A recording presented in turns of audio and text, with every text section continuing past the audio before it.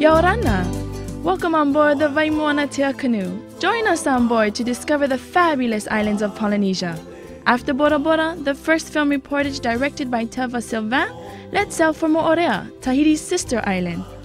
Moorea is certainly one of the most beautiful islands of the Pacific, full of history and legends. To accompany us during this trip, here is the most loved and popular singer of Polynesia, John Gabilu. Yaorana! Yaorana! John, how has Moorea inspired your most beautiful song? A song known as O Eimeo, which means to eat in hiding. King Pumare and his courtiers would come to Moorea to find peace and quiet, to be with his courtiers to party, thus the song O Eimeo.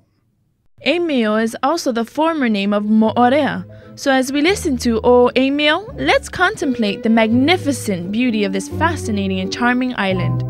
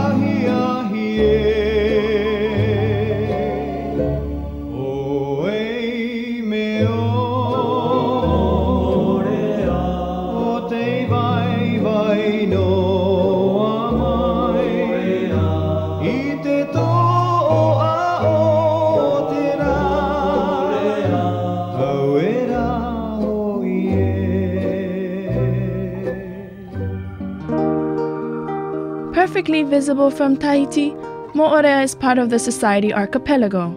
This archipelago includes the Leeward and the Windward Islands, the main island of which is Tahiti. 100 kilometers to the east of Tahiti, Mehetia, the most recent volcano of the chain. To the west, the island of Mai'o emerges from the sea. Finally, 55 kilometers to the north of Papeete, paradise-like atoll of Tetiaroa.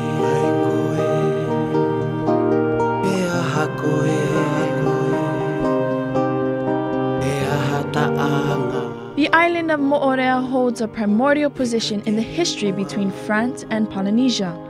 On June 19, 1767, Captain Wallis discovered Tahiti. He dropped anchor in Matavai Bay and gave Tahiti the name of King George Island. To the west, he could see Moorea, the neighboring island.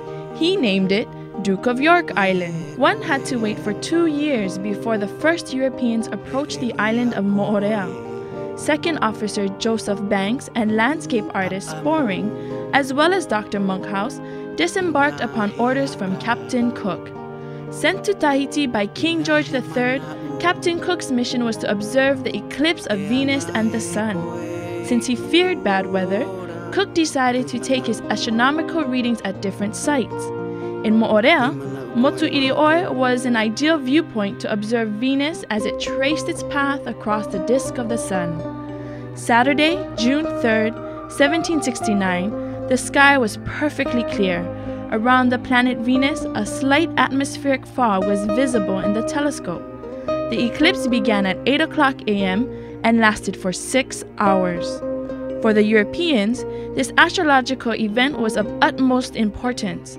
Thanks to these readings of this celestial observation, for the first time in the world, the scientists of the Royal Society of London would be able to calculate with certitude the distance between the Sun and Earth. 8 years later, during his third trip around the world, Captain Cook would return to Moorea and drop anchor in the splendid bay of Opunohu. Astounded by the extraordinary beauty of the site, he wondered why he had not come here earlier to put his ship at safety in this excellent mooring spot.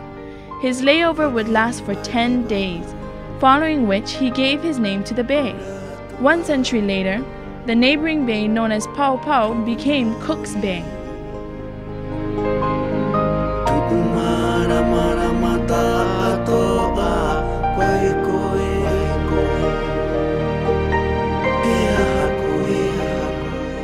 At 17 kilometers to the west of the pass of Papeete, the island of Moorea presents a magnificent chain of jagged mountains, topped by peaks sculpted by erosion.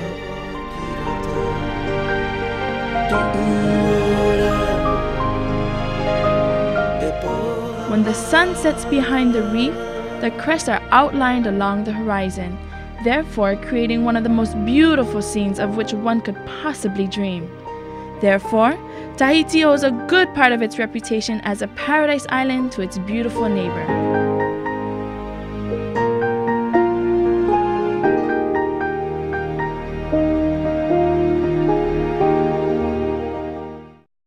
The legends that explain the origin of the name borne today by the island of Moorea are numerous. Here is one of the explanations that we devised for you on board the Vaimona Tea canoe. Mo'o is the name of all crawling animals, sharks, lizards, moray eels. Their movements may remind one of the swaying motion the wahine makes when dancing. Rea means the color yellow. It also means ginger. Ginger, a dancing wahine, isn't this an invitation to love? So Moorea could mean an ode to love. The history of Moorea is closely linked to that of Tahiti. Peopled at the same time, probably around 600 AD, both of these islands were the host to the god of war, Oro. According to the Polynesian historian Henry Teva, Moorea offered 4 marae to Oro, meaning 4 royal places of worship. Moorea, located in Awharaeitu, is said to be the oldest. Carbon-14 dating estimates it was built around 900 AD. Nuupere, splendidly located in a private property in Ma'atea, is unfortunately closed to the public, save for an authorization from the owner. Marae Nu'uroa, also known as the Twin Brothers Marae, is considered as the place of worship of the first Marama, priest who came from Punawea. Probably built in the 16th century and located at Nu'uroa Point, its base course is made up of cut coral. Finally, the 4th marae, the most important one known as Taputapuatea, has disappeared.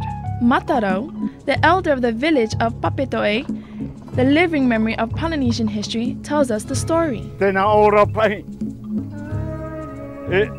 E marae taputupu ate. Ai o toi te hiora. Ai toi whahapa. Wahi ora e ua toa tapa patopu atu pune tame iau nei. Te hia te marae taputupu atea. I kei e otu iu nei. Ai tu i te. Te marae tau e tera. Te e muri tautu. Matarau is still fit at 82. His grandmother told him she attended an essential event in the history of Polynesia, the signing of the donation of Tahiti to France by Queen Pomare IV, a true Tahitian victory.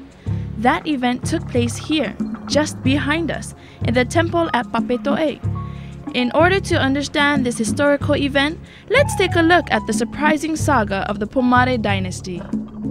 In 1808, and in spite of his strong authority, Pomare II, tired of having to put up with the never-ending aggressions of the tribal chiefs in Tahiti, he took refuge in Moorea.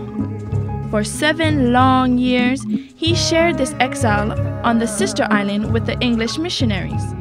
Under their impulsion, the first Protestant temple was built in 1811 in Papetoe. This is where Pomare II was converted.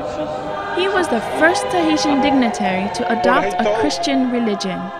To the very end of his life, He used his influence to help spread the gospel in order to put an end to the pagan rituals that were preventing his people from progressing in a harmonious manner. The octagonal temple of Papeto'e was the headquarters of the London Missionary Society. This is where the Holy Scriptures were translated into Tahitian. We owe this considerable task to Pastor Henry Knott. This temple, which was rebuilt in 1845, is still in service. On Sundays, church activity is celebrated with much warmth. Baptisms are a moment of intense joy for the faithful. Here, the communion takes on a local aspect. Coconut water replaces the wine, and the bread is represented by uto, the pulp of the shoot of a young coconut tree. Though all of the religious faiths are present, Catholics make up the second Christian community of the island.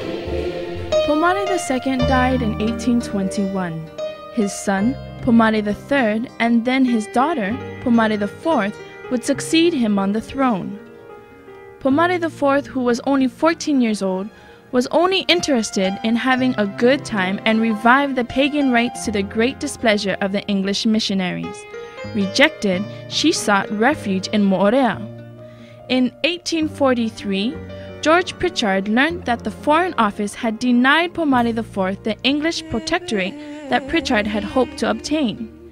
In spite of the cordial relationship between the English and the French, he would do all he could to influence poor Queen Pomare IV, who did not know which way to turn. The young queen, quite in spite of herself, found herself caught up in the middle of a French-English conflict. As she grew older, Amata assumed the caliber of a true queen. On June 29, 1844, she obtained from King Louis-Philippe of France that her kingdom be re-established under the shade of a French protectorate.